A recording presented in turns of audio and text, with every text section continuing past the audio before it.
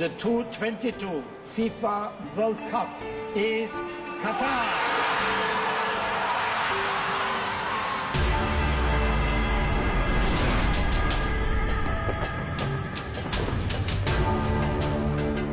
How did Qatar win this tournament? Did they win it fairly? Have they changed? Are they changing? That is off the scale. It's now taking shape and looking like a stadium. It's the Bernabeu, it's Nou Camp in Qatar. We're seeing the workers' accommodation today. It looks like a prison. When you looked at those two men, a sadness just goes right through your body. When did you last see your children? 2 years back. You've not seen them for 3 years? There's this number that's floating around how many workers have died on construction of World Cup stadiums. Can you answer that question? This is everything you want for fans. Streets like this, atmosphere, ambience. I played in 2 World Cups, coached at a 3rd, but this is going to be something very different. Can this tiny conservative country host the world's biggest party? We're going to find out.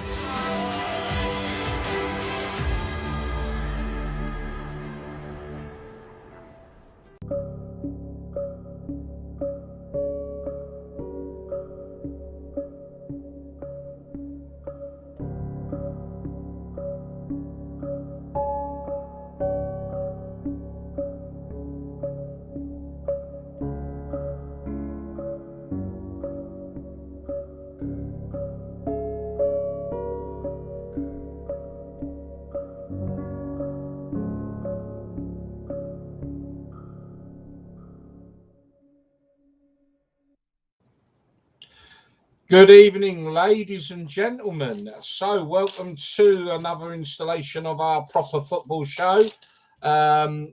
Welcome. So, what we got in store, we've got quite a few things tonight. I'll introduce our guests in a minute. But first of all, let's see what we got happening. So, in the second half, as you've just seen in the video, we are going to be talking about the World Cup. Eric Cantona got his say in this week. And obviously, we've had the documentary and we'll be making some comments on that. So that will be a topic of conversation coming up in the second half of the show. We're also going to be talking the state of football. Derby County, Birmingham City, Oldham. So many clubs, in despair at the moment. We're going to be having a chat about that. And how do we move forward? Well, some of us have got some ideas, might be outrageous, but we're going to give them a go and see what you think. We're also going to have a little focus each week on a non-league league, shall we say. So this week we're going to focus on the National League North. And we're just going to have a little look at a non-league set up each week. League that could be the Southern League, Isthmian League, Northern Premier League, the National League. So this week we're going to have a little look at the National League North. Right, okay, we're going to finish off as well with the FA Cup ticket pricing this week. Some real controversy coming out. Middlesbrough fans up in arms about Manchester United and their pricing. Yet on the other hand, there's some fantastic gestures coming from other clubs. But we'll discuss that in the second half of the show. First, let's get the team on. They're limbering up in the tunnel. Let's have him out. Simon! Good evening, Gary. How are you, sir? Not too bad. Good win for my club on the weekend. Sorry? I said a good win for my club on the weekend. We don't get many. No, this is very, very true. A good draw for mine, I guess you could say, against the richest club in the world. But anyway, we'll crack on. Let's bring Dan on out that tunnel. He's been limbering up there.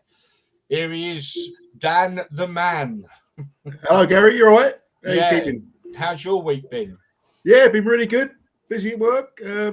Still taking in the Palace game against Brighton last Friday. Big rivalry, not a derby, but more of a rivalry. So we got away with a draw there. Although we couldn't really hold on. We was 1-0 up. But anyway, I had a good week, mate. Thanks. And you've been learning a new route on the trains, haven't you? I've been busy on the choo-choos. Yeah, you have. Yeah. Any wrong turns or? Not yet. Not yet. The sat nav's kept it going. Yeah. Right. Okay. So this week's guests, ladies and gentlemen, and Mark, I'm going to cough first. Going to apologise if I pronounce your second name incorrectly, sir. But we're going to have this week. It's Mark. Do you know what? I'm going to let Mark pronounce it for me. I don't want to be. Here he is, the man himself. Please pronounce that second name, mate. I didn't want to embarrass myself. No, it's Slythe. Slythe. Do you know? I thought it was that. Genuinely, I thought it was that. Mark, welcome to the show. Pleasure. I've actually had an impromptu interview with you in the past on the radio, an unsuspecting one, which went really well. Put me right in the crosshairs. It was kind of a wee bit. You knew nothing. Any chance to do anything? Nothing. It was just stuff. So, which was good. You've obviously met the lads in the back room, the green room, whatever you want to call it. Yeah. You met Dan and Simon.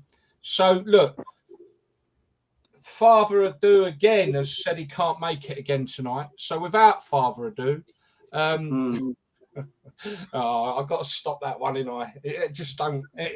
Anyway, Mark, listen. If you could now introduce yourself, give us the background, obviously ex-pro, give us a background of your playing career, where you're at now, and we'll take it from there, mate. Well, basically, I started playing football as soon as I could walk, really, I think. Football was a big part of a family's life and things like that. I chose to... All I really wanted to do was to play football, really. Even though in an industry where it was probably just, I would say it was just as hard back then as what it is now, because back then there wasn't all these football academies and things like that. So I just basically just trained to play football. So everyone thrown into being a professional footballer, which was a lot of sacrifices. I was lucky enough to do it. I played 20 years. Across different levels, got to see the world, America, Canada, Ireland, played over in all those countries. So yeah, I wouldn't say, well, kind of an illustrious career, I suppose, but I've had ups and downs, and but I've had some amazing experiences and some bad experiences, and like every footballer, I suppose. But the main thing was I was just lucky enough to play the game I love.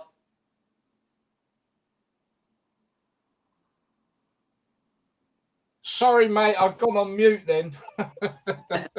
Right. And what interesting on that you were saying about playing in Canada and Ireland. So Canada, I mean, interesting. What's it like out there? I've never ever realised much about it. Yeah. When I went over there, when I went to America, the MLS had just started the season before. So football was still kind of, it was USA 94. I went over there in 97. So football was getting a lot of money pumped into it. The MLS was just starting to grow. So there was also the A-League, they called it, which was the league just below the MLS. I got asked if I wanted to go and play out there, which I did, which was a bit of an eye-opener because the standard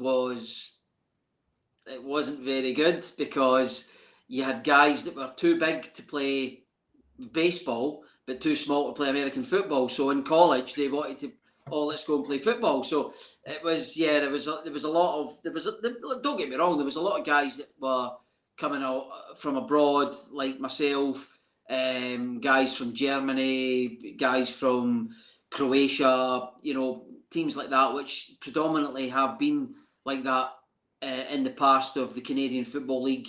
If you go back to the 70s and 80s, and also the MLS, the USA Soccer League, when they first came out, when George Best and all these guys were playing, they attracted all the guys from all these countries. So it's a reboot. That's all it is. It was just a reboot. But now it's obviously got to another level now. It's like now But you've got guys like David Beckham play, Gerrard. You've got guys, top-notch players, world-class, stars, superstars, maybe coming at the end of their career, but they're still household names that can get bums on seats, as they say. So that sells tickets. That's what they're doing, isn't it? Yeah. So when you say you played in Ireland, was that south or north? Both. Both. I had a brief spell in the north, but it was mainly the south. I played for a team called Bray Wanderers. So Carlisle Grounds is the name of the home stadium, and I had a great time. That was 97, 98. So I would have been 24, 25. You're in Dublin, every night's a party night. So, so it was one of those ones. It was train and stuff like that, and then go out and have a good laugh at night and stuff. Proper football. Proper football. So obviously the mainstay of your career was in Scotland. Yeah. What was the club you started with? I started my career at Motherwell. Left the school and joined Motherwell, and then had a brief spell for about 3 months. I went on trial with Dunfermline, didn't like it. Then I just did the rounds at lower league clubs, Berwick, Montrose, things like that. Then I got the chance to go to Ireland and then America, Canada, and then and it wasn't until I came back from Canada really where people started to take attention, and then I started getting offers from good junior clubs. So I came back from Canada. I got a phone call from a team, quite a big junior team called Petershill, and I got a phone call and they said, "Listen, would you like to come for a trial?" I'd literally been back. This was on. I think I got home on like the Tuesday or the Wednesday, and they had a game on the Saturday. Asked me if I would come and play a trial, and it was against a big team at the time. Back then, it was called Maryhill. So you had Pollock, Maryhill, and things like that, and so it was against Maryhill, and I'd come across them before in my days when I was younger. Well, when I say younger, I mean like maybe 4, 5, 6 years beforehand. And so I got asked if I wanted to play a trial. So I turned up and literally basically ran the show. And I scored a goal, literally just like, not being big-headed or nothing, but it's probably one of my best goals I've ever scored in my life. Well, that's that question done, isn't it, now? No, go on. That's maybe one of them, but my favourite. You will come to that. We'll come to that. Yeah, we'll come to that. And basically, I can still remember it. And it was like they had a corner, they played it in, it came back out, and I pushed up to just inside my own half, and basically took the ball and just took them all on and just scored. So I think I beat about 8 guys, and then that was that. So is it true that you scored Elgin City's first goal in professional football? That's correct, yep, in the year 2000, season 2000 against Brecon City, and it was in the 24th minute. And in fact, I actually think it was the first goal scored in Scotland that day. Wow. In the whole, and it was on. I'm still trying to get in touch with somebody at Soccer AM, and I'm Big Clinton Morrison, who I'm good friends with now because of through what I do now. He's going to try and get me the video, but apparently I was on Soccer Saturday, and Jeff Stelling mentioned my name, so my brother and all that was watching it with his pals, and they were like, so. Well, look, I think people have heard enough of me, so I know the guys have got some questions they'd like to ask you. So, Dan, do you want to fire away with a few? Dan, you're on mute, mate. So I'm just letting you know what it sounded like, girl. Thank you. Thank you. Swat. Right. So, Mark, what was your best goal? I would say my best goal, apart from that goal I was telling you about, would have probably been it's a close one, but it would probably be between the goal I scored against Falkirk, which is a local rival to us, Stenhousemuir and Falkirk. Growing up, my dream was to score against Falkirk, which I did, which was a 35-yard volley. But I still think that the occasion and what it did beforehand, the build-up beforehand, and actually scoring it and what it actually meant to people when you could actually see it was the first goal I ever scored for Elgin in their history. So probably might answer this one. The best moment in football. That's a strange one. It's probably a cross between that goal, but also winning the junior Super League with Benburb the season before I joined Elgin.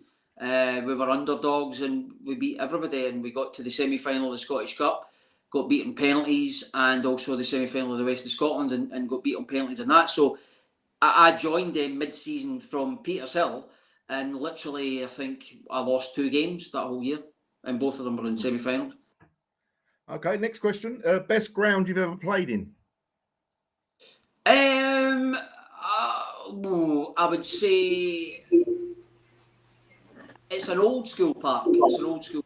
They used to play. They actually used to play the internationals there for the Republic of Ireland, and it's a park that Bohemians play at. It's called Dunfermline Park. And I played there for Bray Wanderers in the League Cup against Bohemians, and it was probably like a Tuesday. There was about 6,500, 7,000 at it, but it was an old school stadium. I remember it was just with terracing, and there was one main stand, but it was an old stand, and it was just proper terracing. And I just remember looking at it, going, "Wow, this is just brilliant, man! It's just playing in an old school ground." Yeah. The surface was immaculate. Right. Over to you, Si. All right, Mark. Starting things off with a bit of a downer here. What's your worst moment in football? Probably being dropped for the semi-final of the Scottish Cup, and we lost on penalty kicks. I would say that was a big downer in my life, because I was gutted that I couldn't, that I wasn't allowed to play, and literally I had scored the goal that had got us there. Yeah, so that was more of a stab in the back. Yeah. Who were your football idols growing up? Well, of course, being Scottish, it has to be Kenny Dalglish. But as a player, I really looked up to, and I was actually quite lucky enough to train with him, Alan Shearer. I just thought Alan Shearer was just a level above every other forward, and you'll probably agree with me, guys. He's probably one of England's greatest ever strikers. But much as I'm not a Man United fan. Mark Hughes for me was another fantastic player. I used to like Mark Hughes, just the way he was, just his scissor kick in 1982 against Spain. His big thighs. Yeah. I wish I had thighs that size. That's sure, but maybe got the same size bum. But anyway, but no, yeah. Look, growing up, it was Kenny Dalglish, Mark Hughes, and then literally Alan Shearer was who I looked up to in football. Yeah. All right, lastly for me, what was the best atmosphere you've ever played in? The best atmosphere, it was the game I was telling you about, which was for Benburb, and we played Kilwinning in the Scottish Cup, and it was a replay, and it was 2 days after New Year's Day, and it was, I think the ground officially supposed to have held 2,500. There must have been about 4,000 or 5,000 in it. It was packed. It was absolutely rammed.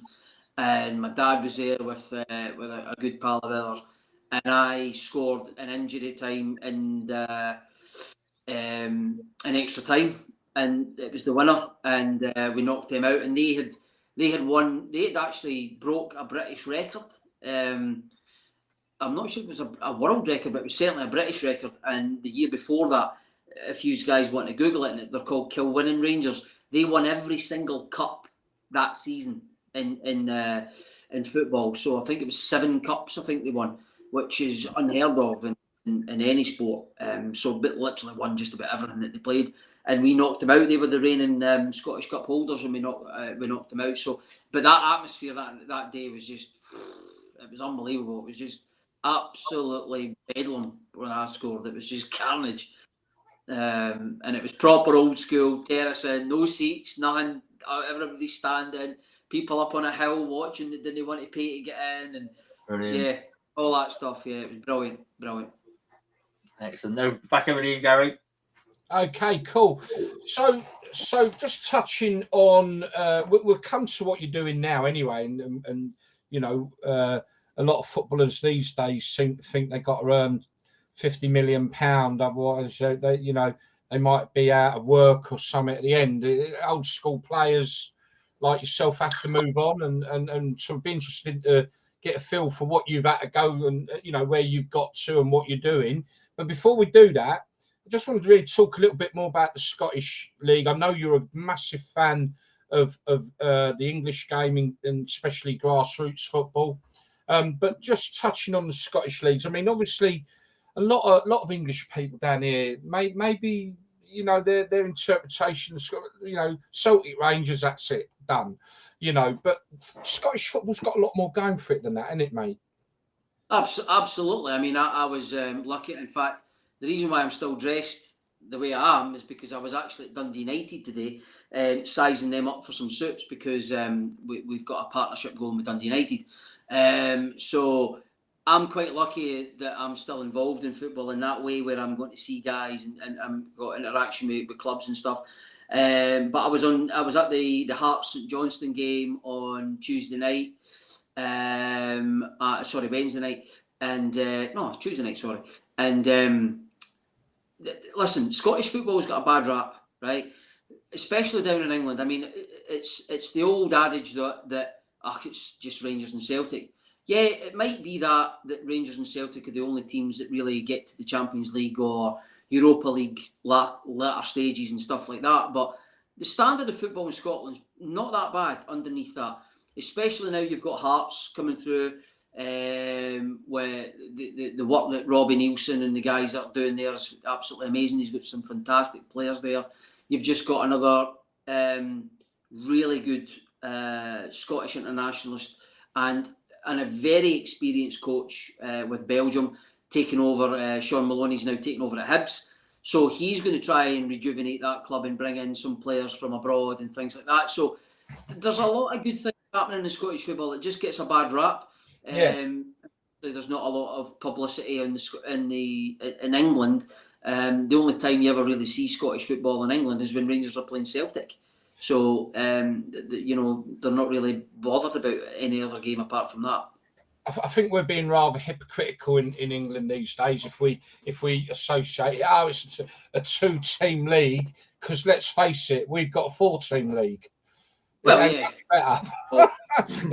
You've only really got 2 more teams more than we have, so it's most leagues in the world, leagues in the world, Spain, Germany's a 1-team league, Spain's a 2-team. So you're right, Gal. We are hypocritical, aren't we? Yeah, we become that. I think all right. I know second half we've got some subjects to cover, and maybe we cover old ground a lot. But I mean, one of the things maybe that in the English game was or used to be, anyone could actually go and win a cup. Anyone could actually win that league and do. There was always your dominant teams, but not like what we got now. So you're right. We've sort of caught up with that element of Rangers, Celtic. Well, we got Man City, Man United, Chelsea, and Liverpool. Yeah. Considering the size of the countries and football, we're no different. But if you look at it, we're actually quite lucky in the fact that now our national team is starting to flourish, because we've now got top players playing in top teams in England. So you've got Andy Robertson, John McGinn, Kieran Tierney, Scott McTominay. You've got great players, you've got good players, young players, that are playing week in, week out in one of the biggest, or probably the best leagues in the world. We're flourishing as a country, hopefully as well. But you've got to remember they've came from Scottish football. Yeah. So there must be something good about Scottish football if they've came from that to go and play in the top league. Yeah. So it's not that bad. And to be fair, you can go back through history. I mean, you know, some of the best managers ever to grace the Premier League have been Scottish. Let's face it. I mean, look at David Moyes at the minute, and he's doing a cracking job at West Ham. Yeah. You know, amazing job there. You know, he was really shafted big time at Man United. He was never given a chance. And look what's happening now at West Ham, and it's not just this season. You've got to remember last season they failed to qualify for the Champions League by 1 point. Yeah. So it's you know, to do that year on year with not the same budget as what the big boys have got, the Man Cities, the Chelseas, the Man Uniteds, the Arsenals and so on, and Liverpools and so on and so forth. To do that with a limited budget, I think it's phenomenal.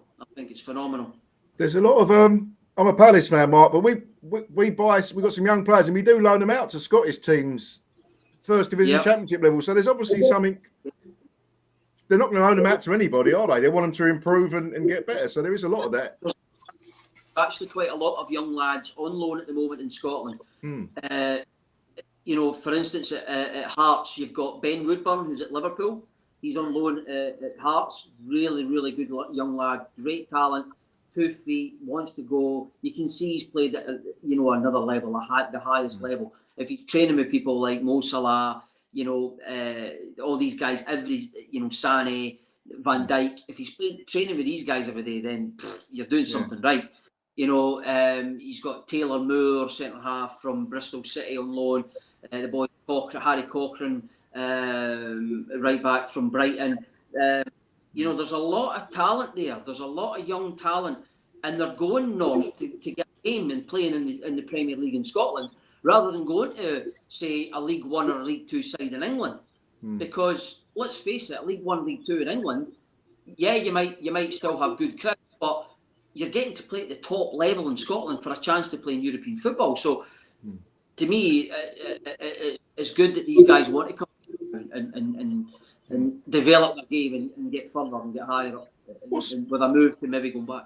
Mark, what's the I know that Scotland have been criticised about future talent, but I know you just said a few names. But what's the grassroots level, like training and pitches and stuff for kids? Is that a bit of a problem in Scotland? I've heard that with investment. I don't say it as yet. I think it's getting better, but it's still got a long way to go. It still has a long way to go.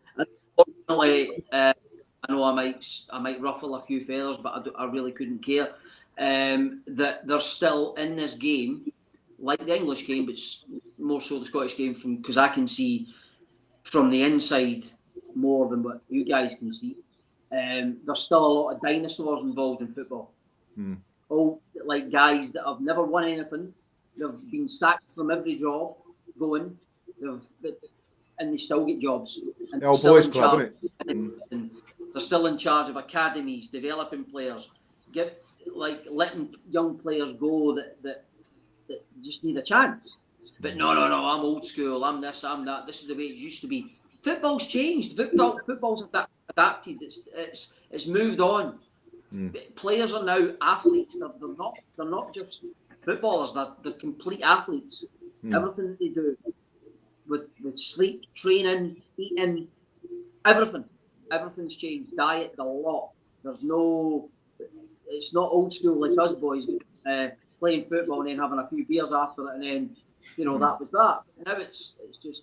It's not about getting the big kids to play. You look at Man City, the smallest team in the league probably, and it's a different. Football's changed, the tackling's everything's changed, isn't it? So maybe Scotland haven't moved on with the times in the coaching. You look at big. I was one, but because I'm only 5'6", 5'7", so I was small. So I was always told, "You're too small, son. You'll never make it." So that drove me more to want to succeed. To say, "Well, I'll show you. I might not get to play at the Premier League level, but I'll still play at a good standard." Did for 22 years. So sod you. You know what I mean? I'll decide what I want to do. I won't be told by anybody that you're not enough. To me, that's a pop out. That's just That's their interpretation. Like anything, you could be told you're not good at your job, but you say, well, whatever. I know I'm good at my job, so sod you. You know what I mean? So I get that. I get told that a lot.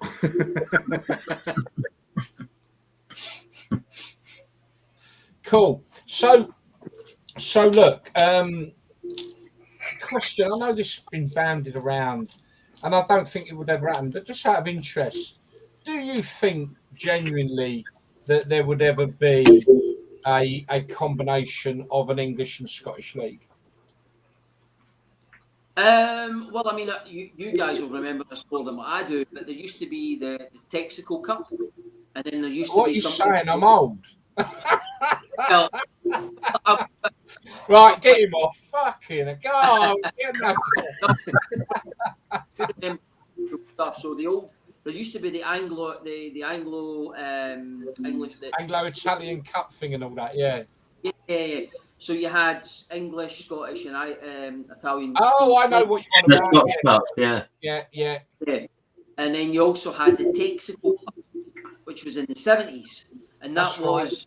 you know, you had the teams from Scotland, the Premier League playing teams in the old First Division, the Championship, which is now, well, the old Premier League at the end of the day. And it was like a league basis thing, so it was like a wee group that you played, and you had played, maybe say Hearts played Wolves, and then they would go and play, I don't know, Ipswich, and then the Ipswich would come up and play them, and it was like a round robin kind of thing. But it was that was that.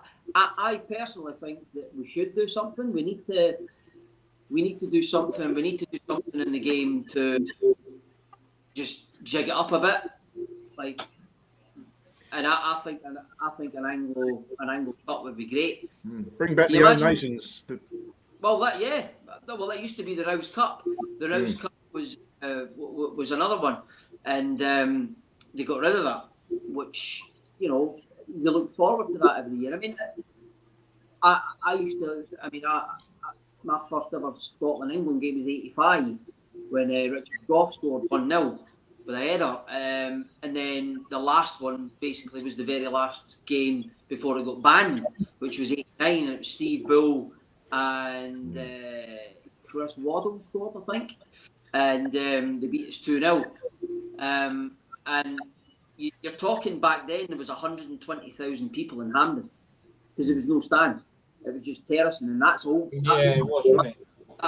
That was me being thrust and shoved, and you're celebrating, and you're getting shoved right forward, and there's people going everywhere. But it was still with your dad, and he's looking at that.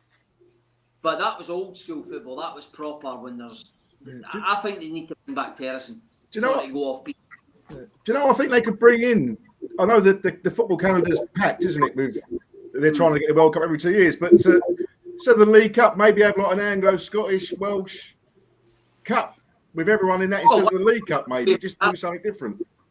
They should do away with the Carabao Cup, and they should just there's Liverpool scored. They just do what they should do is they say, well, what the Premier League teams don't come into this until the second or third round, and then have Championship teams, first and second division, playing against Premier League teams in Scotland, Championship teams in Scotland, and have a little, couple of rounds, and then the big boys come in. Fans would love it. Yeah. A Celtic playing against a Man United or a Liverpool, or a Rangers playing against a Chelsea or something like that. That would be more interesting to me as a football fan than watching the Carabao Cup and watching, no disrespect to these teams, but a Chesterfield playing Man United. I'm not really interested in that. Or an Arsenal under-23 side playing. They got the exactly. And Arsenal he's playing a Chelsea under-23s, and you're like pointing that. You know what I mean? I bet the police wouldn't like this idea, though. No, they wouldn't. No. No, I bet they wouldn't. FA and the SFA would make some money out of it, and that's at the end of the day, all they're interested in doing is making money. Simple as that. Yeah. I think we'll be touching on that a bit more in the second half. I'm sure we will be.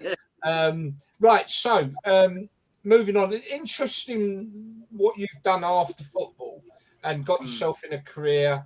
And it's a really interesting one because you've just sort of touched on it, that it keeps you around football. But this is quite unique. I think there can't be many footballers out there that are doing what you're doing after your career's ended.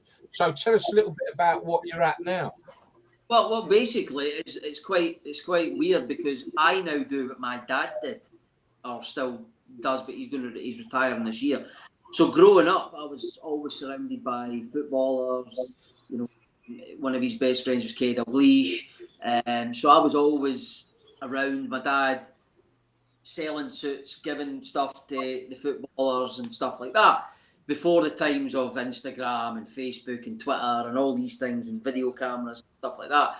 So I always knew that when I stopped playing football, what I wanted to do was what my dad did, but not on a football level, just to sell suits, because I like selling and things like that. So when I stopped playing football, Dad, he started working with me and things like that. So I started to do that. Then by chance, I came across Chan, who is the owner of a company called Mark Darcy. And I've known Chan, me and my father have known Chan from doing exhibitions and shows for probably the best part of 20 years, 15 years, helping Dad exhibitions and things. And Chan had said, we're looking for an agent for Scotland, would you be interested? And I says, yeah, why not, give it a crack. And then started to build it. And then it was only probably about 3 years ago where we decided to start investing a lot of advertising in football. So you'll probably see a lot of, especially in England, there's a lot of advertising boards, also the LED board, and you'll see Mark Darcy going around and stuff. So we've got a lot of celebrities and a lot of footballers all wearing our stuff now, and they get that as long as they just take a picture on Instagram or social media and then things like that. So we've now got a following, and we've got a lot of good guys wearing our stuff that love our stuff, not because they're getting it for free, because they love the stuff, which is even better. And it kind of, I actually fell out of love with football, and the fact that I still watched it, but if someone had said to me, oh listen, I've got a ticket for the, whatever it is, Rangers Celtic game or whatever, I'd be like, you're all right, I'll watch it on the telly. I had no interest. So it was only when Chan invested this money that he's like, well, Mark, can you go and speak to such and such? Can you go and speak to Hearts? Can you go and speak to Dundee United? Can you go and speak to Partick Thistle or whoever it was, Hibs, all the teams that we deal with. So once I started to get back involved with being in a football club again, all environment, talking to players, talking to managers and dealing with them, which felt natural to me, because I was one of them at one stage in my life. It just gave me that little hunger back, and I love it. I can't. I'm at games all the time, which I'm lucky to be asked to go to games now, and I just love it. I just love it. Well, the three of us look forward to the day that you think that we're celebrity enough that we would need to. I'm a size 17 neck, Mark. Boy, oh boy, you need a bit of material for me. Right. Right, we're going to head to half-time very shortly now. Been absolutely fascinating, Mark. So we're going to be coming up to the second half, where we'll be bringing up the World Cup. Mr. Cantona's had his say, and Mr. Neville did a documentary which was very interesting. And me and Simon have watched that documentary, and we will share our thoughts on that with you. Also, we're going to be discussing the state of football. Derby County, what the hell's going on there? Very confusing, very difficult situation. We ain't going to be able to give you much on that because it's so complicated. We'll do what we can. Birmingham, what's going on there? Can't even maintain St Andrews properly. Problems there. We know the ongoing plight of Oldham, who, quite frankly, are going to end up as a non-league side if we're all honest with each other. And one last thing about state of football, which I would like you three guys to have your say on, is the fact that talking Premier League now, something for you to think about why we have half time. is the fact that they've dropped the parachute payments from the people that get relegated. Now, my thoughts are, and this is where I want you guys to have an opinion. My thoughts are the parachute payment, agree with it or not, was their design because teams would be relegated with a huge wage bill because of the overpaid players. Sorry, I will have my dig, but the crazy money that players get these days, which I'm sure you must be very jealous about, Mark. But anyway, you should have been born a bit later, mate. And anyway, the thing is, they go down with that wage bill that the parachute payment obviously helps them to get through and ship them out, I guess, so they can lose that wage bill. That ain't going to happen no more. So would it not be that every club that now goes up into the Premier League will be reluctant to spend money because they could go back down and destroy their club? Anyway, don't answer me. Think about it during the break. We'll also be touching on a focus on the National League North. We're going to do one every week. This week, we're a little bit of a focus on that for 5 or 10 minutes. And we're going to be talking FA Cup ticket pricing. That's all coming up in the second half. The ref's about to blow the whistle. I'm going to hand you over to Simon, who is leading the entertainment for half time. We'll be back in about 3 or 4 minutes. Mark, get yourself a cup of coffee. Dan, you better go and have a wee. Right? Simon, right. Well, this week we got a band, Merseyside trio. They're called Northern Revelation. They come from St Helens. They're Liverpool and Everton fans. This is their latest single, Lost Souls. You can also get onto our Facebook pages and you'll find the link to go and follow the lads, etc. So this is their latest tune.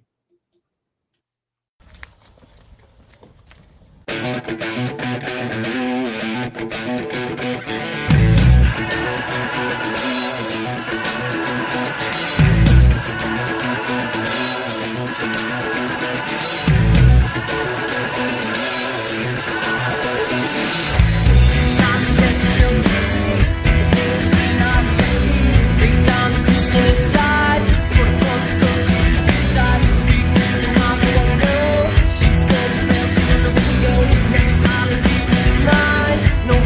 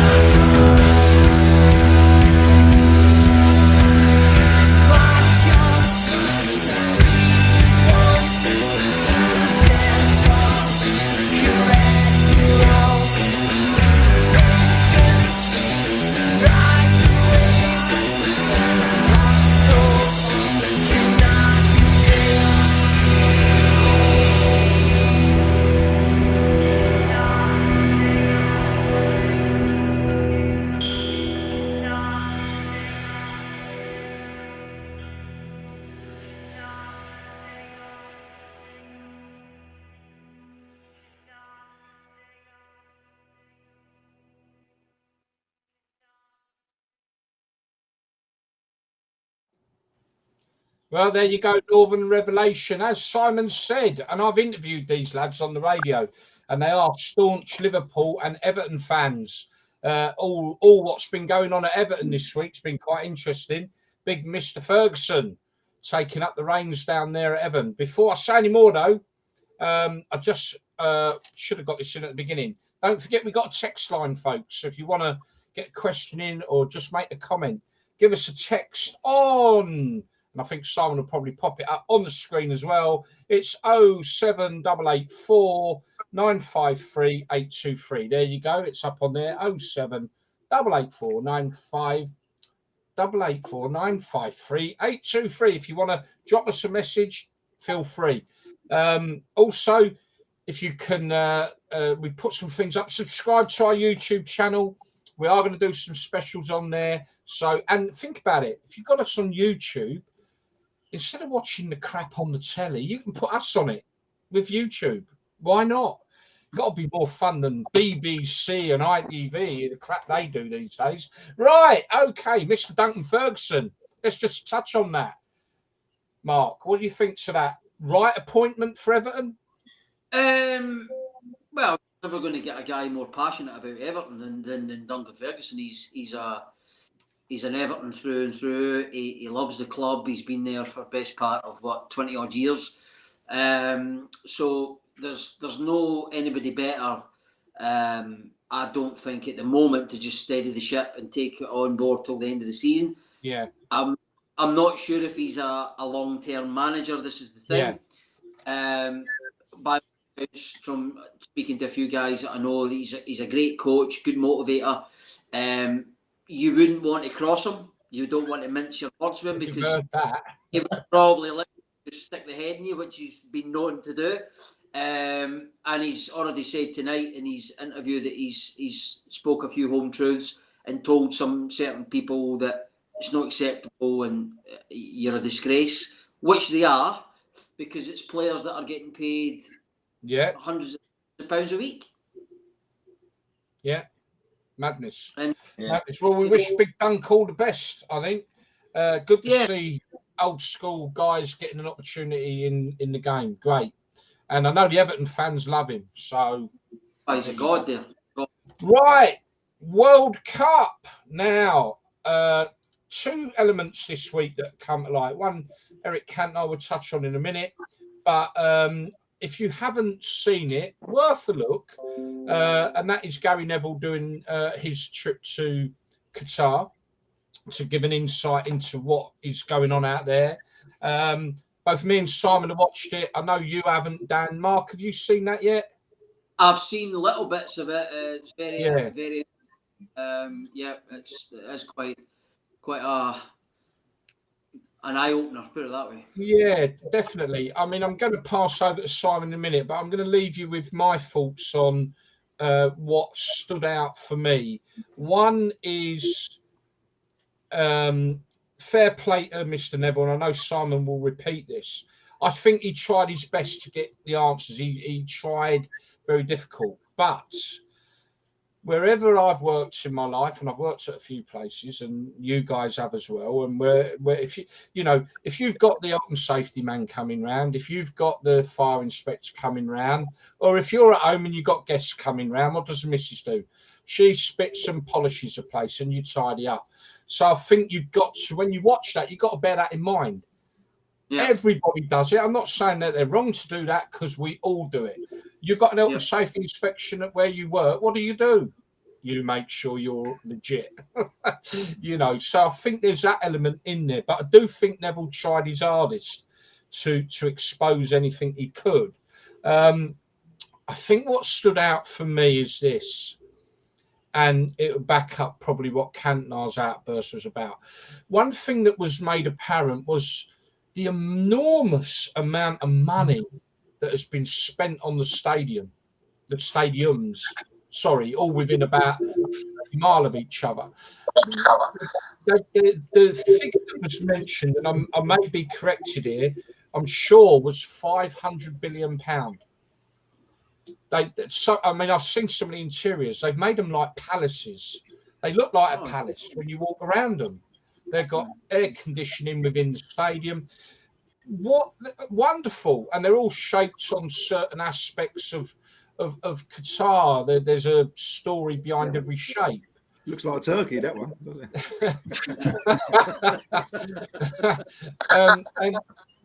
it?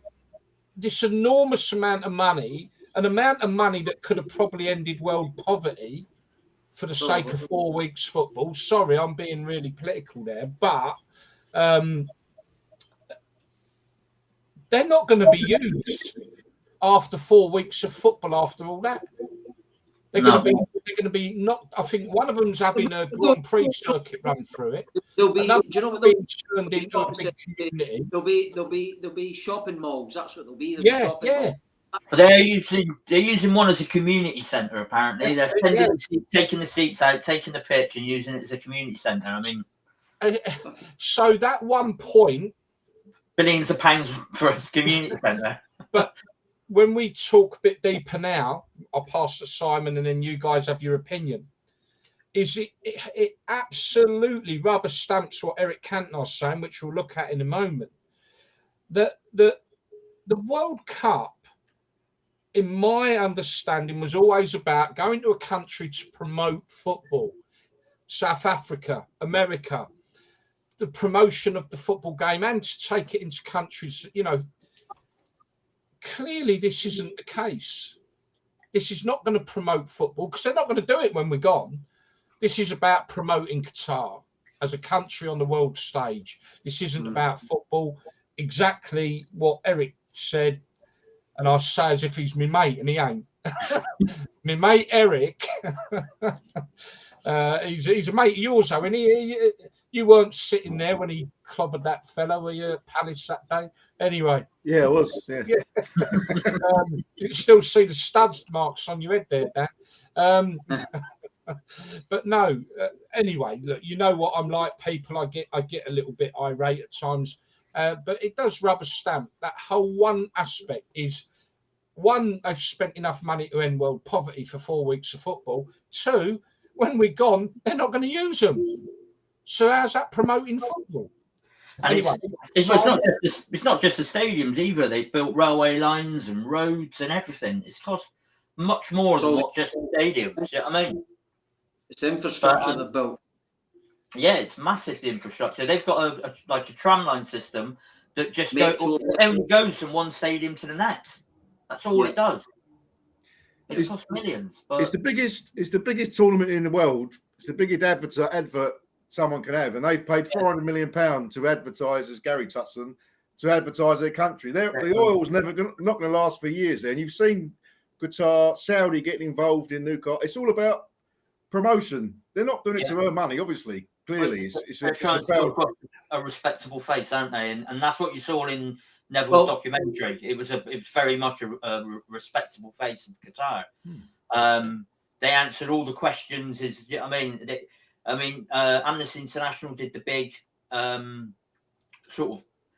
inquiry on the immigrant workers over there, and they came up with a number of over 6,000 deaths. When they were asked in the documentary, like I said, Neville did ask all the right questions. He gave the figure as 3. Just on that though, I think sorry, Mark. For a second, if you look back historically at World Cups, so they took it to USA in '94, right, to develop the football, the game of football in America. They wanted to try and get football big in America, right? They threw money at it, which did work out. The MLS is now quite big, and it's attracted a lot of past and present superstars, right? Russia put money into it. They built they built an extra 3 stadiums, I think it was, right? Russian football still have a good standard of football. There's still a lot of Russian players have come through the game and still will go through the game, right? You look at South Africa. South Africa's got loads of hundreds of fantastic, amazing players. Cameroon, Nigeria, all these, Ivory Coast, Ghana, all these players are all playing for Premier League clubs now in England, right? How many players are playing in the Premier League from Saudi Arabia, right? Yeah. Or Pakistan, or any of these countries? I'm not being racist here. It just won't happen because it's not in. They don't have it. I don't think they'll ever have that level where they'll get to be as good as these other guys in these countries. Doesn't matter how much money you fling at it. I just think they're better at other sports. And I don't mean that in a bad way or being racist. It's not to do with that. It's just that this is beyond football. This is all about money. This is purely about money. It's not about football. It's about money, monetary gain. They know they can't get anybody else interested in Qatar because how many people are? I think the population of Qatar is something like 3 million or something like that. It's not even that. Oh yes, it's the smallest country to ever have the World Cup, isn't it? It's a suburb of London. That's all. So, how many people are they going to get to play football after it? What, 1,000 people? They've built massive training centres and everything as well, haven't they, out there? But like I said, it's all just throwing money at it. And it's just for 4 weeks. Yeah. Obscene. It's the same as the Olympic. I know Olympics is not football, but the Olympics. Who's got the Qatar got the Olympics or another? The Olympics is the same thing. It's all about money. It's all about sponsoring and earning the most money. It's what it is. It's totally wrong. But you've actually there's something else that you've got to touch on as well, guys. That you've got to remember. This World Cup in Qatar has thrown up the whole of European football. It's thrown it up into a shitstorm because all these leagues are now they've got to start their leagues early. Yeah. It's an absolute joke, and the fixture congestion already with cups, as you said, the Carabao Cup, the League Cup, all these things, right? Qualifying for Europe, qualifying the early stages of Europa League, the conference, the European Conference League, the Champions League. There's no room for teams. There's no leeway anymore. There isn't a month of you've got. If you want, and they've now got to change a World Cup to play it in the winter because you've given it to a country who in the summer has degrees of up to 55 degrees, and it would just kill people, kill them. Yeah, and they want to do the World Cup twice. They want to do it twice every 2 years now, don't they? That's the new thing. Yeah. They're going That's what Arsene Wenger's after. You talk about the heat though, saying that like you can't play it out there in the summer because the heat, but they've had 10 workers working in that same heat all year round, doing like 16-hour days. Just on that, let me just give a quick few shout outs of people that I know are on and have been messaging me. Big shout out to, as always, our regular listener, Stevie Guy, Eddie Peters is on, Gary Clark is on, Vicky is on. Eddie Peters is my best mate, by the way. Sorry? Eddie Peters is one of my best mates. I gathered that, yeah, because he remembers the goal at Elgin by looks of it. So, right, okay, well, a big welcome to Eddie. And I hope you're doing well, fella. And I hope you've got a good suit.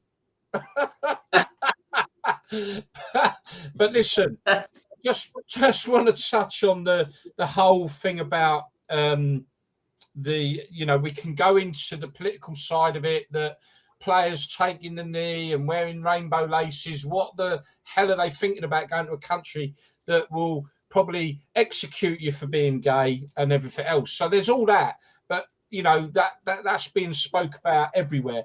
But the death toll, I think there needs to be a bit of clarity on that, because I think when they talk about this 6,000 odd deaths since they got the World Cup, that is in total. That isn't World Cup workers. That is 6,000 deaths, industrial deaths. So I'm going to leave you with this, and then I am going to shut this down because of time, and I would like us to move on to state of football. I had a look at industrial deaths in the UK. Now, bearing in mind, as Mark said, or Simon, I can't remember now, 3 million people live in Qatar, 65 million live in this country. We, on average, have about, and this is where it's startlingly mad. Now, bear in mind, this isn't about the World Cup. This is about Qatar and the way they don't respect their slave workforce, because that's what it is. And the 6,000 odd deaths since they had the World Cup announced is in general industrial deaths, whether it's a cleaner on the street dying through whatever. In this country, we average about 150 industrial deaths a year. Do the figures. Yeah. And we're 65 million people living in this country. And it ranges from 175 in the last 10 years, 175. And last year was the lowest ever level of industrial deaths, probably because of the lockdowns and everything, of 111. I'll just mention one controversial point here, right? If I can, guys. So we're all out at the moment about racial equality, sexual equality, all that stuff, right? Yeah. And we're going to Black Lives Matter movement and all this stuff, which is another thing altogether. And a part of that is racial equality, it's slavery and all that. There's only one place that's got slaves at the moment, and they're building a World Cup. Right, they're getting paid pittance wages under obscene working conditions, right, that you wouldn't even put a dog through, right, and yet it's all in the name of football. So hypocrisy is stunning, isn't it? Yeah, hypocrisy. Oh, forget about that. We'll just forget about that now. It's just hurry up and get the World Cup on, will you? They're not interested. No, Beckham's got a lot to answer for being their ambassador for don't need the money. But the workers as well are having to pay agency fees to get to the country. Yeah. And then these lads from Sierra Leone, it's like $3 grand each. So these Ukrainians go into slavery, pretty much. He's an ambassador for UNICEF, David Beckham, right? Yeah. Yet then he's now, because the sheikhs or whoever it is in Qatar have given him £1 million or whatever it is to promote the World Cup. 150 million. There you go, right? So then all of a sudden he's forgot about UNICEF and he's like, well, couldn't care less about slavery because my bank balance is looking a bit better now this week. Yeah. Playing devil's advocate, and I don't agree with what I'm about to say, but the argument, well, it's about creating change in that country and how they can homophobia and all that stuff, but that's just words, just sound bites. It doesn't actually mean nothing. It's rubbish. Back to normal. They're never going to change. They'll never change. Yeah. This is a PR exercise for Qatar. It's built into their culture. This is the thing. You're never going to get that out of their culture in a 4-week span. It's never going to happen. Doesn't matter how much money you been there thousands of years. Exactly, mate. Exactly. Yeah. Right, now, going to close that one down. Closed. Eric Cantona. Do you want to just pop up what he said? I kept saying, good old Eric. He's pretty much saying what we've just said. There you go, in a nutshell. And that is the World Cup. Whether you love it or not, whether you agree with what we're saying or not, I think there's a strong case that this World Cup is going to be a bit farcical. Right, moving along. I'm not going to watch it. Yeah, I can't be bothered with it. I'll be watching Scotland there, that's for sure. I won't be there, but I'll be watching it. Moving along then. Right, so I'm flying out in June. Time, as always in our show, is not maybe enough for some of the subjects we bring up. This one in particular, the state of football. Now, basically, we in the last few weeks, last few days even, Derby, Birmingham, in a right mess. You know, we know the mess of Oldham. We've been covering that on the show. We've seen what's happened with Bury, and the list goes on. Macclesfield, Russian and Diamonds. You know, all these clubs that, been you know, so where we are. I mean, I don't know what is happening. The state of football. Whilst there is a flourishing element in football in the top end, I think football in itself, if not careful, could be dying. You know, it's being starved of all, and Derby obviously have broke some rules. There's now clubs trying to get compensation. Middlesbrough trying to get compensation. The latest news coming out from Derby is not only that they can go into administration, that they may actually go into liquidation. Yes. This is, and you know, I think what the problem is because of certain things going on, Wycombe Wanderers say they wouldn't have gone down there after compensation. Gary Clark, big shame about Derby. Yeah, I bet you've got a big smile on your face there. And obviously Middlesbrough, there's been touted around that Middlesbrough are asking for £45 million, which is not true, by the way. That's been confirmed because Mr. Jordan is good friends with Steve Gibson at Middlesbrough, and he's had it from the horse's mouth. They've not talked money yet, but they are taking them to court for compensation for what they believed is stop them getting into the playoffs. Derby, without question, have done wrong. They broke the rules. The word cheated has been used.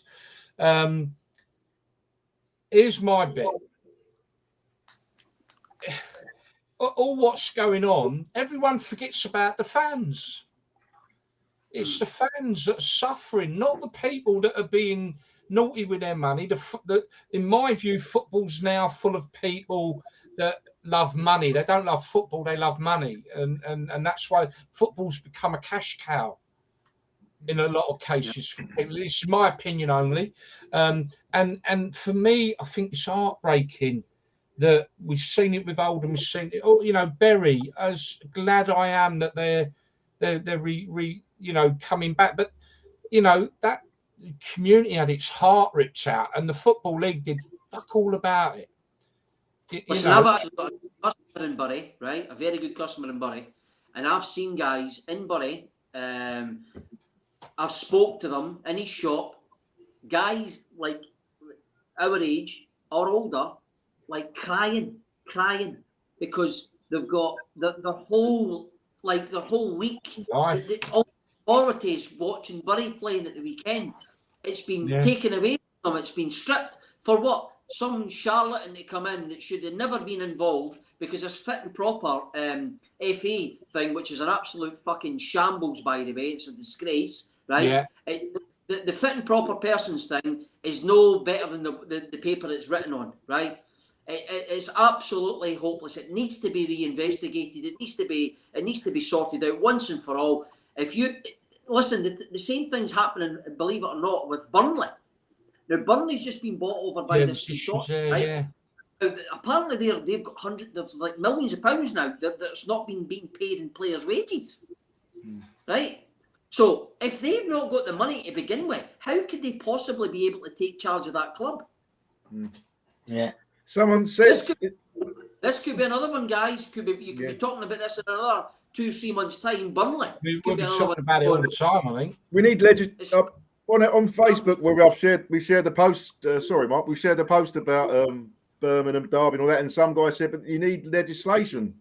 You need proper government legislation to stop this. The EFL or FA can't do enough, really. You need legislation set in place." The government has to step in and say, "We want to look at your books as a business. We want you, like the government, like the taxman or the HMRC or whatever."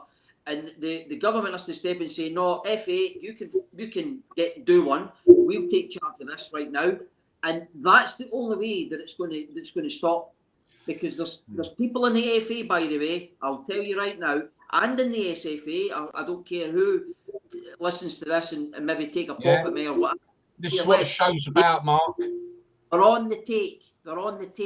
There's guys there sitting in big houses, big cars, holidays paid for, because they've just forgot, I'll just let that one slide. I'll just forget about that email that was sent or that little whatever. That is happening. I can tell you this right now, it's happening, 100%.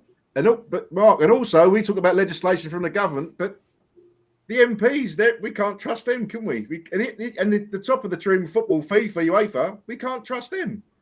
Oh, they're as corrupt as anyone.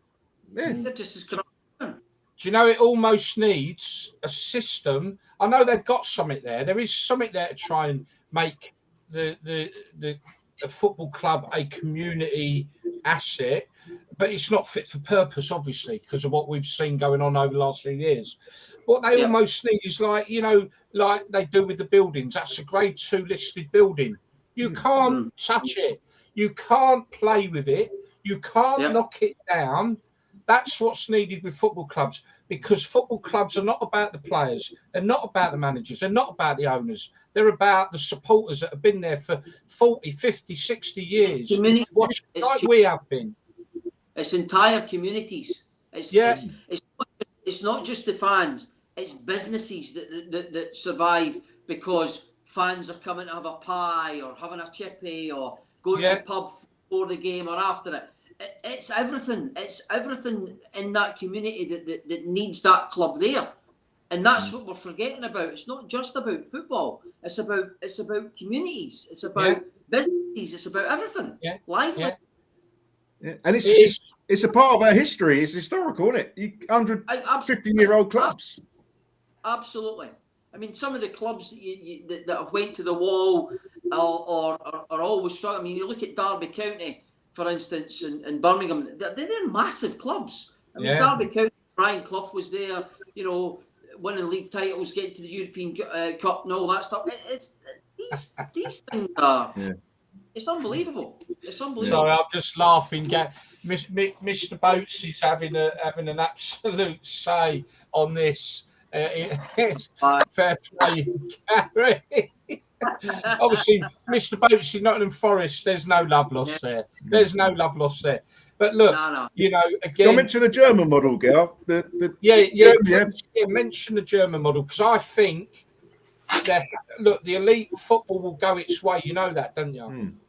Just before you mention it, fan-owned clubs, 51%. You got to have fan-owned, and then you know it's for the right reasons. But you got they call them the Phoenix clubs, like Wimbledon. I don't know if Wimbledon's still fan-owned. Portsmouth, maybe. I'm not sure if they come back that way. So a lot of the clubs. Sorry, go on, Mark. Motherwell, Hearts. Who was the old Hearts chairman from Latvia? The owner. That was shocking, wasn't it? What he did there. Romanov. Yeah, he was a character. Went missing on his submarine, I think, on stage. But no, it has to be fan. I think it has to go down the lines of being 51% owned by the fans. That's what I think, because if it's not, it's just going to go. Absolutely up. And you look at all these clubs.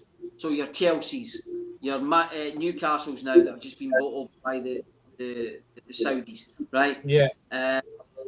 You know, your Man City, Sheikh Mansour. They, for 1 minute, take their money out of that club. They are absolutely effed, gone. Finished. Finito, right? So if they take their money out, football's done. It's finished. It's over. Did Man United, they borrowed on the club, didn't they? Their model was to borrow Man United, then they loaned against the club. Think about this as well. They've actually put a lot of money. They've given Ole Gunnar Solskjaer was a manager. He had something like £600 million. Ole Gunnar Solskjaer. And where did that work? Where are they now? Guys, because of time, and we've got to allocate more time to a subject like this, unfortunately. Maybe this is where folks have already asked once or twice, subscribe to our YouTube channel, because I think this is where we might do separate podcasts about topical conversations that probably need a good hour. You know, we just can't go into the detail. And so I'm sure we're going to do some specials. We will do them on YouTube. Please subscribe. And we need some Derby Derby Birmingham fans to send us some emails. Get involved. We definitely got a Derby fan talking to us at the minute on it now. It needs all these guys. They got all these fans. And they need to come, give a bit of input, email, text, whatever. It needs your say, guys. Everybody needs all these clubs. Everybody needs your say, because the more people have a voice, then something might be heard and something might be done about it. That's what we want to do. We want to give you that voice, folks. So get in touch with us. Drop us an email. You can on getinvolved@properfootball.co.uk. That's just come up on the screen. Thank you, Simon. Just quickly there, and you know, the sense of entitlement that is what will kill Derby, holding a gun to their head when the EFL should be stopping Middlesbrough and Wickham. They are damaging. There are damage limitation themselves. It really is a controversial subject that would need a lot of time to talk about. So I'm going to quickly ask you this, guys, about state football. And that was what I said earlier, just before half time. The point of I'm very conscious that there's going to be such a gap between an elite top sort of 10 or 15 clubs, and that's it. The rest of the clubs will fight out between themselves. Is this going to be a real game changer, not having the parachute payments and forcing clubs that come up? Well, we can't spend too much money, because if we come straight back down, we're done. We're finished. We're gone. We've got no way of affording the crazy wages that players now demand. I think there's a lot of clubs who, I know Palace have done it. You buy a player, especially clubs like Palace who are at the bottom end of the Premier League, and they sign them on, and then they say in their wage structures, they say, look, if we go down, then your wages will drop down. But then you can't sign the top players with them. So there is some clubs do that. But yeah, I think it's completely unfair to the clubs in the Championship who have to come up against these massive clubs with parachute payments. So it's a two-way thing, isn't it? I think not having the parachute payment will mean clubs will not be able to afford to move into the Premier League and compete. And compete. They'll not get the players. They will have to bring clauses in. Mark, what's your quick? They have to be quick now, but what's your opinion on that? There's no way those guys can compete, because even if you look at the likes of Norwich, I would say Brentford, the teams that came up, historically, all the teams that come up from the Championship, right? 9 times out of 10, from the 3 that come up, 9 times out of 10, 2 go back down, or 3 of them go back down, right? They don't, or if one of them stays up, they'll stay up for maybe a year, 2 years, then they eventually go back down. You cannot take, if they take away that parachute payment, that will be gone, mate. There'll be no way these teams can compete whatsoever unless they have a multi-billionaire owner in charge of that club. Yeah. That's willing to throw bucket loads of money at it for potentially no return, right? It's not going to happen. Yeah, absolutely. Sorry, Dan, I desperately want to just touch on the National League North before we go. We've got 12 minutes. I want to leave you with this, guys, right? And I know you spoke earlier about maybe doing away with the League Cup and all that. I think they've got to breathe life back into football outside of the elite and give them something to dream, something to goal to go for. I'll leave you with my thought, what they should do initially, a first step. Take the Premier League out of the League Cup. They don't want to be in it anyway. So remove the Premier League, and the League Cup is played Championship down, and give them a European spot in that Conference League.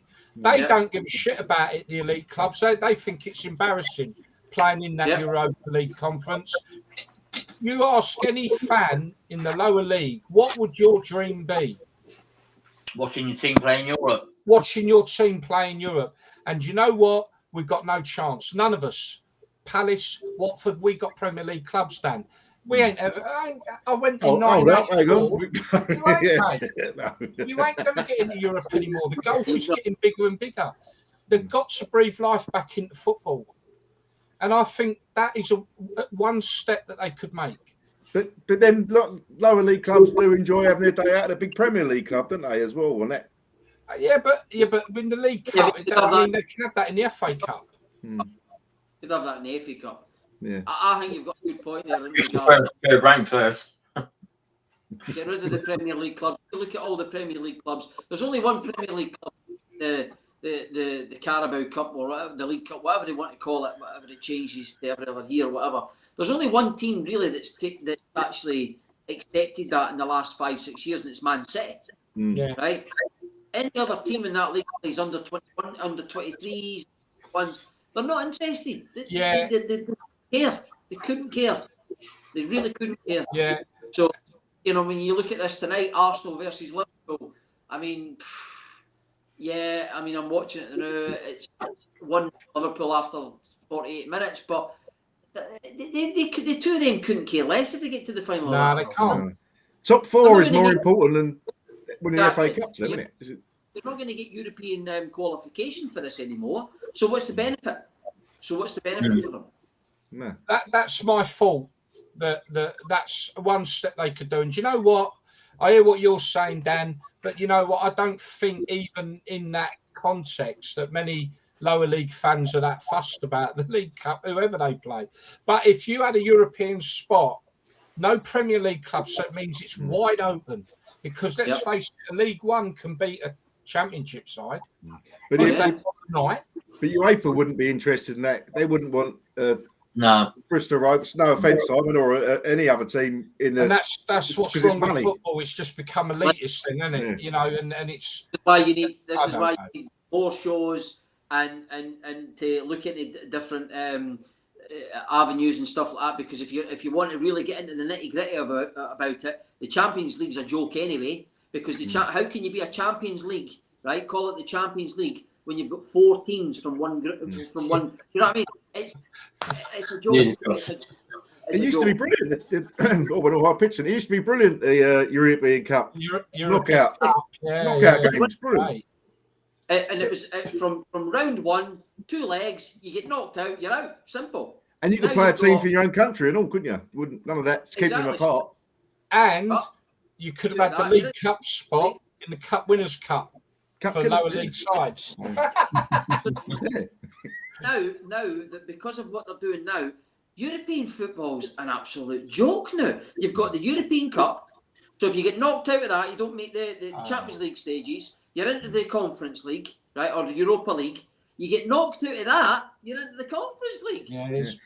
And even if you don't qualify for the European Cup, so Real Madrid have a bad season, they finish out the play, but they'll still get in because of their history. There's a new thing coming in, but it's just right. So I'm just going to let you know the assistant referee has just indicated there will be 5 minutes of extra time. Okay, get 2 goals in it.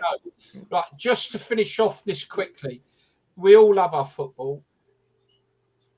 It's heartbreaking what we see going on, and this is why we're doing what we're doing. This is why proper football, we hope, will become bigger, more people get involved, and become a bigger platform, because we love our sport.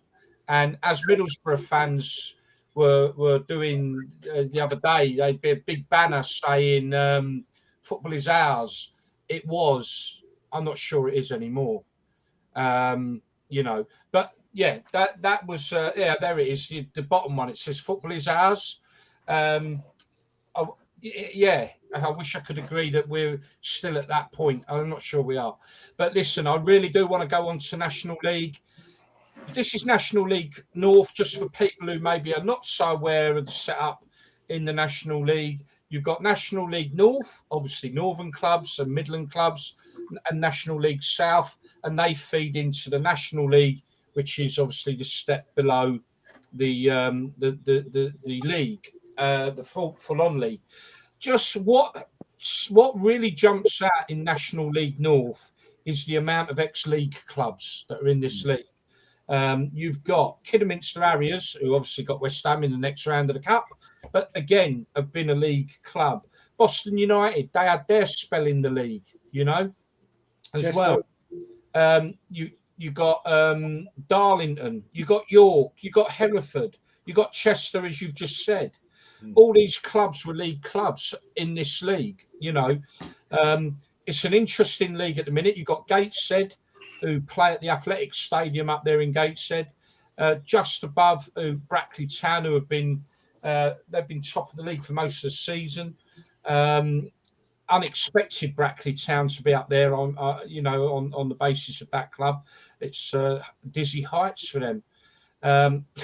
If you look at that, the top two, 47 points and 46. You then Flyde, is it? Flyde? Oh no, Fiddle, was it? See what I mean, Mark? I ain't very good with names, mate. And trust me, mate, I used to do some funny things on the radio, mate. You got them on 40 points. You got Chorley, Kidderminster, Southport, and Boston United all making up. I'm not sure how the playoff system works, But, you know, Kettering Town, my local side, literally 5 minutes up the road, are sitting there in 8th spot. You know, like I say, the likes of York and Hereford sitting mid-table. Chester, crazy what's going on there. You know, their fans being told that they weren't allowed in the ground because the ground sits in Wales, but the car park and the gate and the turnstiles sit in England. We all know what the police in Chester are like. Last week's or the previous week's demonstration from the superintendent of police there. What a clown he proved to be. So we all know what that's like. Telford are sitting rock bottom on 12 points, not looking like they're in a good place. Farsley, Celtic, Guiseley and Bradford Park Northern just above them. I think the playoffs there, Gal, I think it's similar to the top national league. It goes down to 7th place. I think 2nd and 3rd go through to the playoffs, and then the next 4th, 5th, 6th, 7th they play each other, and then winner that goes through, and then they have a semi-final. Then I think that's how they do it. Which the team from the division above. Oh, is that what it is? Right. Yeah. It's something like so. I think you get 2 or 3 teams potentially from each league gets promoted or also ultimately relegated as well. So, yeah. But that's how the playoffs was in England at first, wasn't it? Used to teams played a couple of up teams. Chelsea Borough years ago, wasn't it? That was a good. I think a lot of this is to what we were talking about, to breathe a bit of life into competition, into these lower leagues, because you know it's being starved from them. But this is a league where you get some great attendances. You know, they're very well run clubs. My local club, Kettering up the road, very well run club. Obviously, they are potentially going to get a new stadium at some point. They moved out of Rockingham Road, which, if you remember, Gaza was manager for a while. Mr. Gascoigne was there for a while as a manager. They had big ambition back then. Was it less than what Brian Clough was in charge of Leeds? But no. So have a look for it, people. National League North. We'll have a look at National League South next week. Gateshead, like I say, running top at the minute, but very, very tight with Brackley Town, and there's literally like several points within the top 5. And like I say, some big name clubs in there. You know, big names. Oh, sorry. The attendance is, and like you say, people should go out and support their non-league sides. I've been going to Bromley, my local one, and it's old school, it. You'd have a beer, everything, and support the community. Gloucester City in there, they're in 18th spot. They, after something crazy a wonderful story come out a couple of months ago about Gloucester City. If you remember, their ground got flooded about 10 years ago. It was like that much underwater, you know, above the goal line, the goal post is showing. You know, they only got back into that ground this year. Yeah. And there was a story of a dad who, for the first time, was able to take his son to watch Gloucester at their home ground. And he was like 10-year-old because they'd been away from there. And it was a lovely story, actually. Maybe we can dig it out for next week. It was a really nice story. But, you know, this is what non-league football can provide. You can have a beer while you're watching the game. You know, it is competitive. And the standard of football ain't that bad. Well, I went to watch with Gary. Gary will probably Christmas. I went down to watch Carlton playing Chasetown, and they went, which is in the West Midlands near Coleshill. And what a day we had! It was absolutely brilliant on the bus. Little ground, cracking little ground, fantastic little ground. Also, they had a bar. It was brilliant. The fans were brilliant. It was all good banter. There was no malice. There was nobody wanting to give earache. No one any fights. But it was a good old-fashioned grassroots football, good standard. Probably about 2,000 at the game, 1,500. But do you know what? That's what football's all about. And that I would take that over watching a Premier League side, I'd love to go back to those games because it reminds me of when I played. Yeah, Gary's just said, great day, Mark. There you go, it's up on the screen. No, non-league football, folks, do pay attention to it and support your lower league clubs. That is where the proper football's at, and that is where there's still a passion and a love that maybe is beginning to get eroded in the upper echelons of football. Right, okay, we're nearly run out of extra time. Couple of minutes left. Dan, we were going to just touch on the Man United ticket. Yeah, well, they're Borough fans, like you said about the protest, they've been asked to pay 46 quid for their FA Cup fourth round tie at Man United. I think there's over 9,000 going, and they're up in arms because a lot of other clubs like Brighton, as you can see there, 25 quid a ticket, kids are a fiver. Palace, 20 quid a ticket, kids are a fiver. And so it's just, why are Man United charging that much? And people saying, well, Middlesbrough club should say something, but then they're getting half the gate receipts, so they're not worried. They're getting extra dough in. But nice. As well on that, though, adding to that, Palace have also offered to pay towards the travel of the subsidise the coach travel down. Arsenal tonight in their semi-final game, £10 a ticket for Liverpool fans. Yeah, it's great. So Man United, one of the richest clubs in the world, although Man City officially are now richer than Man United. It's been official this week by £75 million. Man City have become the richer club, and yet they don't have the same fan base. It just shows you. Yeah, but yeah, it's £12.50 for Hartlepool fans, or they're called the monkey hangers. I don't know where that comes from. Yeah, but, go on, that's a story, but we ain't got time. Right. But yeah, £12.50. They thought he was a They literally did hang a monkey, mate. Oh, really? Is that what it is? They thought he was a long story. long time ago, mate. You know what they're like up the northeast, man. That's right. So I love them up there. Great night out in Newcastle. Right, I think we've come to an end. That's it. The ref's going to whistle up now. Mark, you've been absolutely brilliant, and would love to get you back on again. Maybe some special shows where we can really dig into these subjects properly, and you'd be perfect to come on to them with us. Listen, after that blast, it's been great. It's been, it's touching on subjects that I've got. I know you, and we don't give enough time to certain subjects, but we're going to change all that on Proper Football. And like I say, please subscribe to the YouTube channel. I'd like to talk about Scottish football as well as English football. Yeah, absolutely. We drop and maybe people will get to listen more and find out more about Scottish football and stuff like that. No, grassroots football is the way to go, guys, and it should never be forgotten about. Grassroots is where it starts. Grassroots is where it's going to go. It needs to be. It can never die. Grassroots football can never die.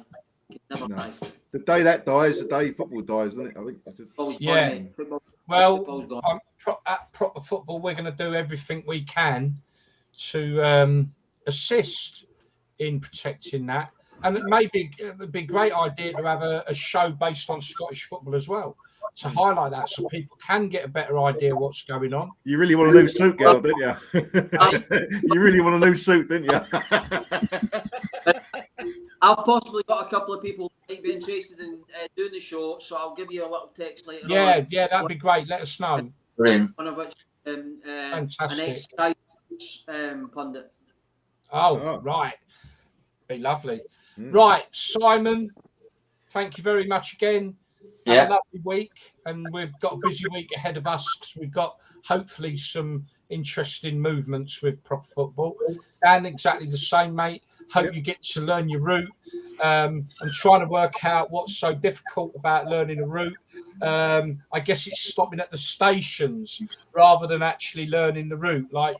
Because you can't really go wrong, I suppose, can you? Oh, you can. We've had this discussion earlier. You can. You can go the wrong way. You can forget to stop at certain stations. Not saying any names. Well, that's another discussion. The life and times of a train driver. That would be interesting.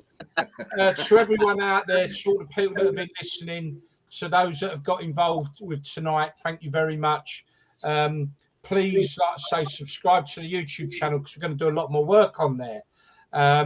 and keep an eye on all our platforms, Simon, which are? We got Twitter, we got TikTok, Instagram, obviously Facebook, got a group and a page, YouTube, obviously, and we're on the Football Fan app as well. And the one thing we forgot to say at the start, a bit late now, but would you please share this show with your friends, family? Share, because it's the way we're going to build it. Please share. That's the wrong end of the show for that. But hey, for next week, we'll make sure we get that right. But no, the replays are out all the time. Please share the replays. Please share this show with everyone you know. And we would appreciate it greatly. Right, that's it. Good night, folks, and have a very lovely week. Mark. No more face masks as of next Thursday. Brilliant. Loved it. Mate. All the best, guys. All right, stay on a minute.